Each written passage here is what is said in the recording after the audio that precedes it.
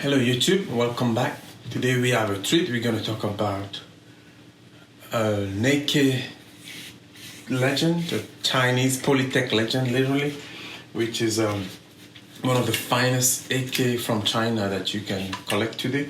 And we're going to compare that to ZPAP, Zastava modern, something you can buy today on the market, and see why would you spend the value or the money of hunting one of these when you can buy a few of these. So stay tuned and let's get going. Short.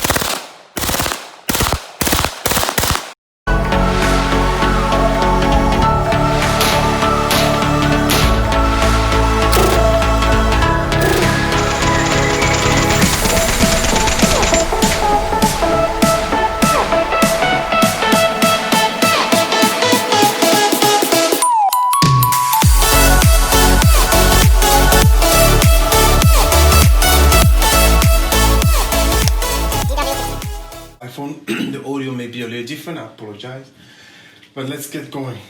So this is a Chinese AK-47S Poly technology, unloaded. This is a collectible AK, very rare right now, right? Collectible, very good quality. It was imported in the US only for 2 years, between 1988 and 1989. And there was a shooting in 1989 that caused the ban by President Bush Sr. that restricted the importation of this type of rifle or this AK. I believe the shooter used one of these, but we won't go back into that history side. But this is a very rare and collectible AK. Polytech legend from China, one of the finest Chinese AK-47 you can get. Not every product from China has a poor quality, so I really think it's not about not anything from China is bad product. It depends on where you get it from, the manufacturer and the quality of the company. The Poly technologies are considered some of the finest AKs, as I mentioned earlier. This one is a mill receiver AK versus my ZPAP here, which has a stamp receiver. As you can see, there are rivets on the stamp receiver AK that shows you all the rivets where all the unions and joints are made, versus the mill receiver on the Polytech. You barely see a few. There are less rivets, only just joints for the trigger pack. But the Chinese received machinery and technical assistance from the Soviet to manufacture these in the 80s and even prior to that in the 60s. So the quality and the tolerance level on these rifles were very high.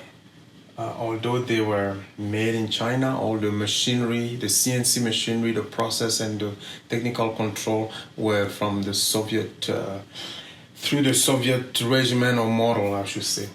So compared to European AKs, one of the things I found out is although this one is not a mill receiver, the mill receiver from a Chinese AK uses a larger steel, 1.5 millimeter versus a 1 millimeter thickness level from the European AK. So as you contrarily want to believe, they had a larger, a tougher steel material on the mill receiver.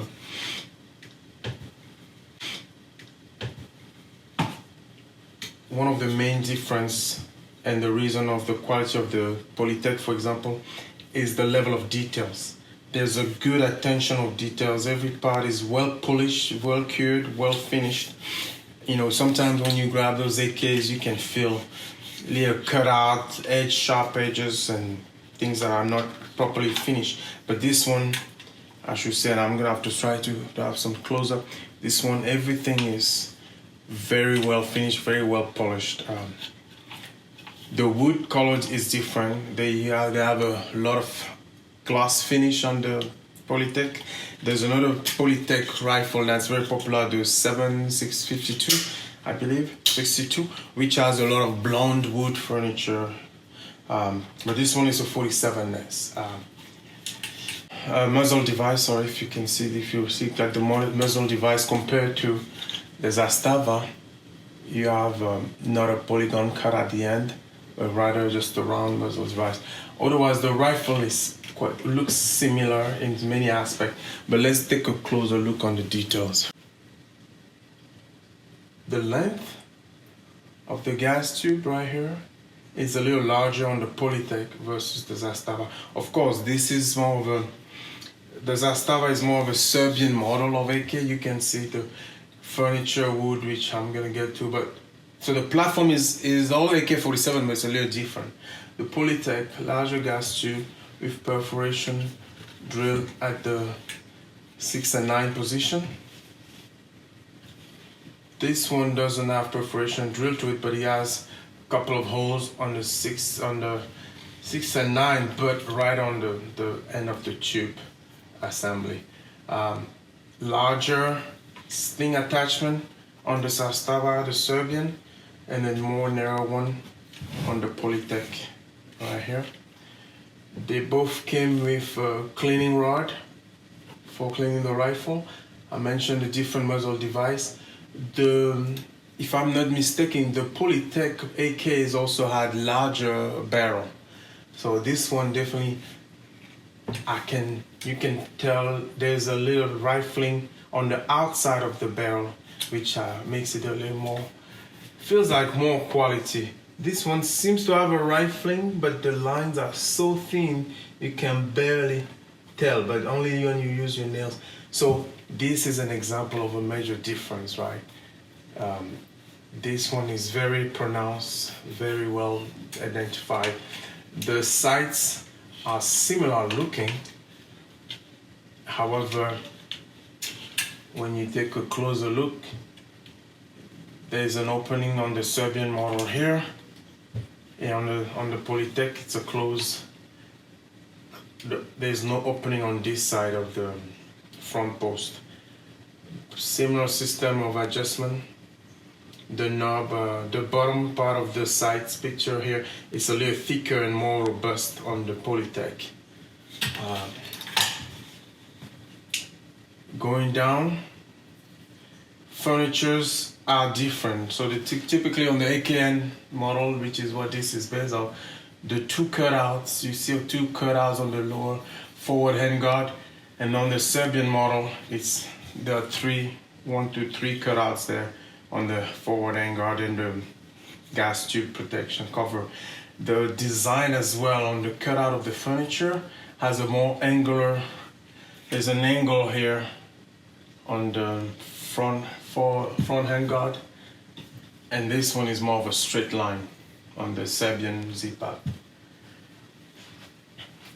Going from there, of course, sights, the rear sights are pretty much the same. However, the Serbian has a chrome finish with the dark lettering on top and smaller numbers, and the Polytech is black with white lettering.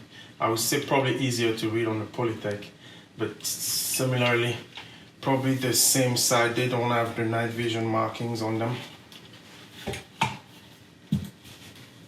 Of course, the receivers are different. This is a mill receiver, this is a stamp receiver. We talked about how thicker the Chinese stamp receiver were, Chinese mill receiver were 1.5 millimeter diameter versus a 1.1 millimeter on the most European AKs at the time. The finish, again, this is just dark finish. This has a scope mode on the side, but this is just dark matte finish. This is smoother. It has a little bluing effect at the end, which is more bluing effect, which makes it look a little plump and purple finished. Polytech logo. A sling attachment here on the rear, which on the ZPAP you don't have one here. The ZPAP does have a scope mount, which the Polytech doesn't. If I turn the rifle this way. Distinctive look, you can always recognize the mill receiver by this cutout of the metal and the less amount of rivets, not many rivets here. Safety selector, on the ZPAP there's a safety notch if you want to return the bolt to the rear. Of course, always interesting handling on this with one hand. And the ZPAP, the Polytech doesn't have a cutout for the bolt retainer. S and F for marking for the safety versus safe and fire printed on the ZPAP. A lot more markings on the Serbian ZPAP and many other AKs versus the Polytech, which I like it pretty much clean, not a lot of layerings everywhere. Grips came with a wood texture grip with this checkering on the texture, the grip, wood grip. This one has a wood grip as well, but I just replaced it with a original Yugo plastic grip, rubber grip I should say. The fixation of the stock, the rear stock, all wood. Of course, they both have a chamber. Well, this one has a chamber for cleaning tools, which I mentioned earlier. It came with this cleaning kit here.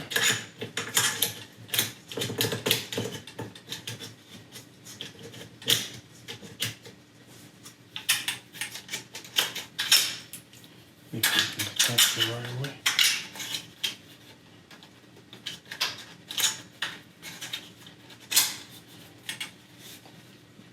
The fixation of the stock on the rear. You have 2 screws at the bottom column and 1 on top.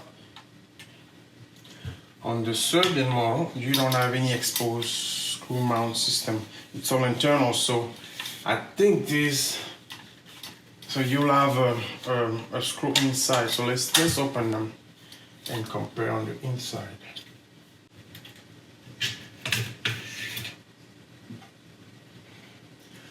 One of the key differentiation on the Polytech on the internal is looking at the trigger pack. Let's see if I can zoom to this real quick.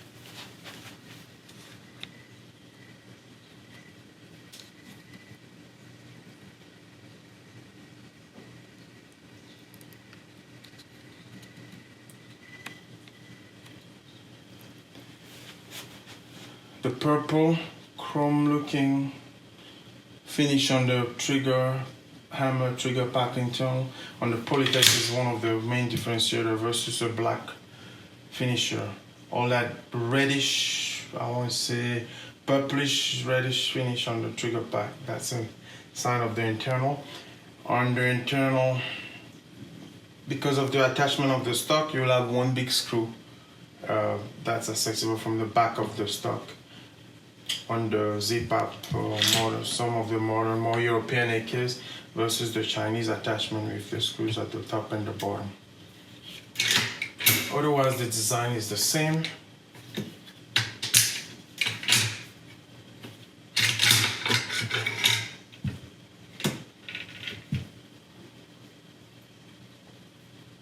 Gas block, silver bolt.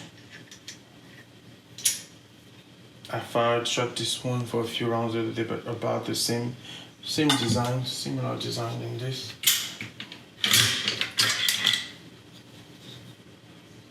Same here. And this is all lubricated, so it's a little clean. Of course, matching part numbers on this one. So similar internals. Bolt. Receiver. The covers on the Polytech the Polytech cover is a little wider than the Serbian ZPAP, and it's a little longer. So the receiver cover is a little longer, which when you compare externally, they are the same. The receiver on the Polytech is cut at a more angle. It has an angle on the cutout versus the Serbian or European AKs. This model anyway, it's more flat. So let's see if we can compare that right here. There's an angle, it's visible on the cover as well, a little taller. Again, this is lubricated and greased up, so that's what the grease has been. I did fired a few rounds on this.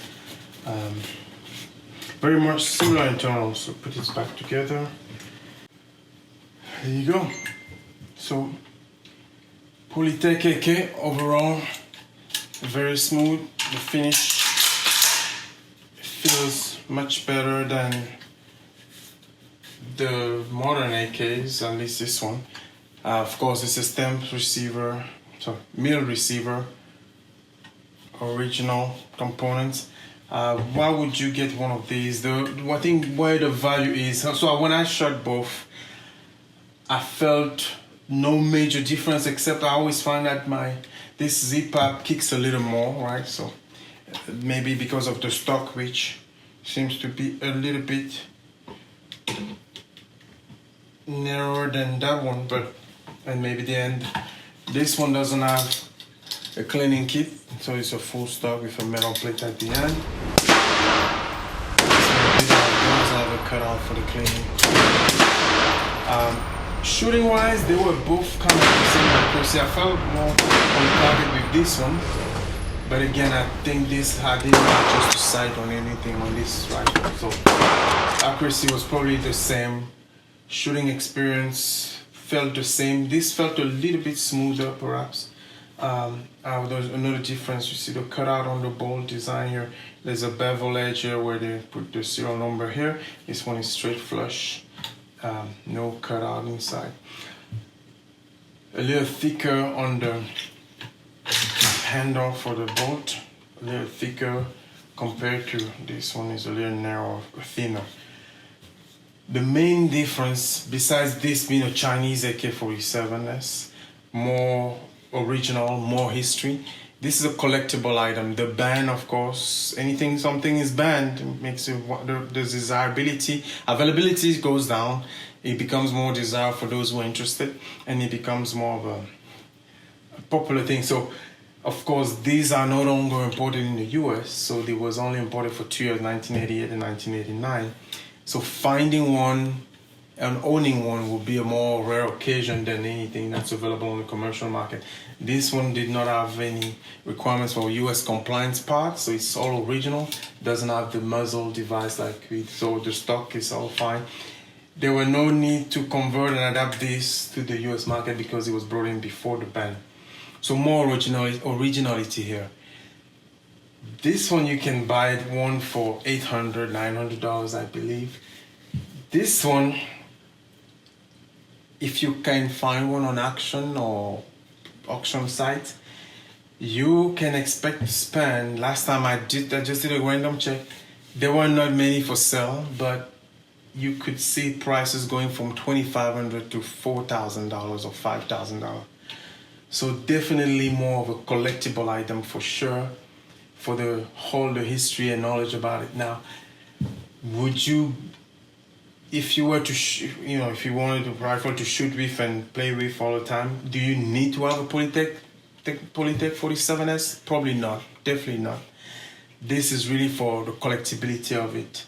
Now, I can definitely feel and tell the quality. I mean, just touching it, the quality feels great. It's there. Again, no issue with accuracy and precision. This one I can tell a little minor differences just by touching. I can see where on the front foreguard, the wood cutout is not even perfectly aligned with the top piece. So that's the number one thing I felt as soon as I received this one.